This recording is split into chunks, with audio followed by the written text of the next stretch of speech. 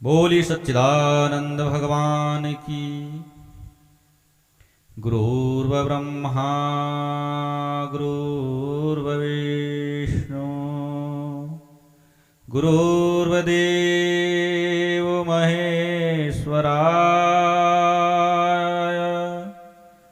गुरुर्साक्षात्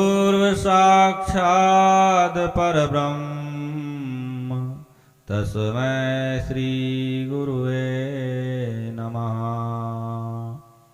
तस्मै श्री गुरुवे नमः। ध्यानमूलं गुरुमूर्ति पूजामूलं गुरुपादुका मंत्रमूलं गुरुवाक्यं मोक्षमूलं गुरुकृपा।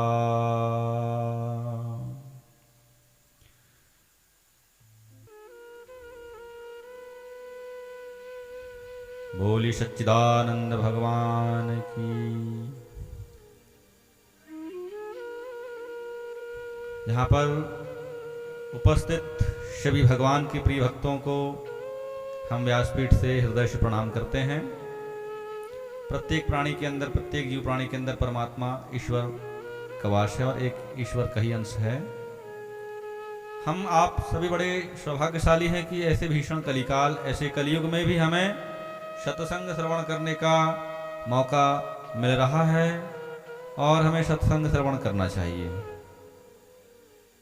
तो आइए हम सभी बैठ कर के और हमारी जो परमात्मा हैं उनके कथाओं का, उनकी लीलाओं का, हमारे महापुरुषों ने जो मार्गदर्शन दिया, हम किस मार्ग का अनुसरण करें, कैसे हम लोक और परलोक को संवार सकते हैं,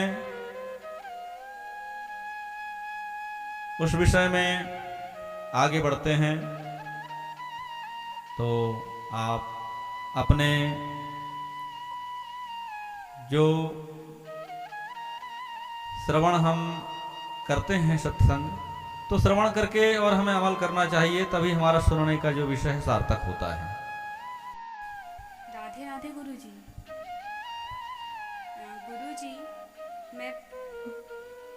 गुरुजी मैं बैतूल जिले के पंखा ग्राम से हूँ। काफ़ी दिनों से मेरे मन में यह प्रश्न था कि जो धार्मिक व्यक्ति होता है उसे हम ज़्यादा परेशान होते हुए देखते हैं, क्या कारण, जबकि पापी व्यक्ति सुखी होता है, ऐसा क्यों? आप बैतूल से हैं?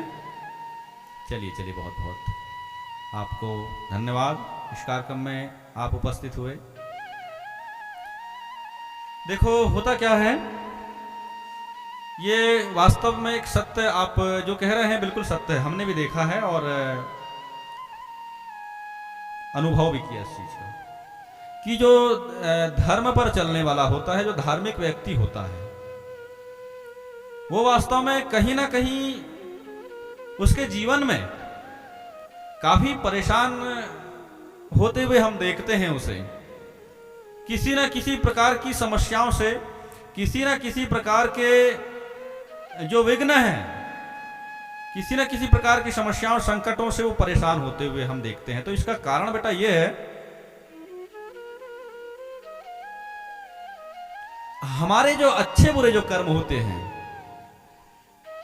हो सकता नहीं, सत्य है कि जो अभी हम देखते हैं कि वो व्यक्ति अभी वर्तमान में तो अच्छे कर्म कर रहे हैं, परोपकार के भी कार्यों में संलग्न है, धार्मिक कार्यों में भी वो संलग्न है, अच्छे कर्म कर रहा है, भगवान की आराधना में लगा हुआ है, लेकिन सभी अच्छे कर्म करते हुए रहने के बाद भी वो परेशान रहता है किसी न किसी विषय को लेकर के। तो आप ये सोच करके निराश मत होइए कि वो अच्छे मार्ग पर चल रहा है, अच्छे कर्मों को कर रहा है, उसके पश्चात भी वो परेशान है। तो ऐसा नहीं है। इसके पीछे आप अपने प्रारब्ध पर जाइए। प्रारब्ध का मतलब होता है पूर्व समय में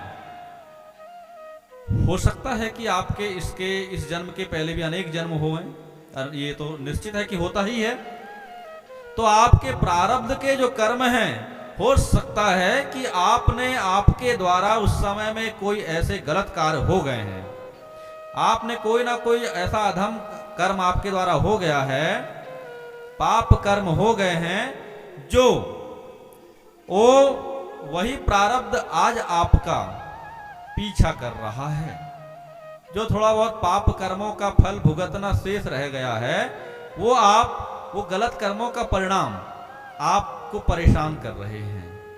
आज आप भले ही धार्मिक हैं, तो इससे एक चीज ये सिद्ध हो जाती है कि वो प्रारब्ध के जो पाप कर्म हैं, उसके कारण धार्मिक व्यक्ति उन फलों को भुगत रहा है। पर यह सत्यता है कि आप अच्छे कर्म को ना छोड़ें, आप अच्छे कार्यों में लगे रहें। आपका ये पुण्य कर्म जो है, आपका ये पुण्य कर्म जो है, आने वाले समय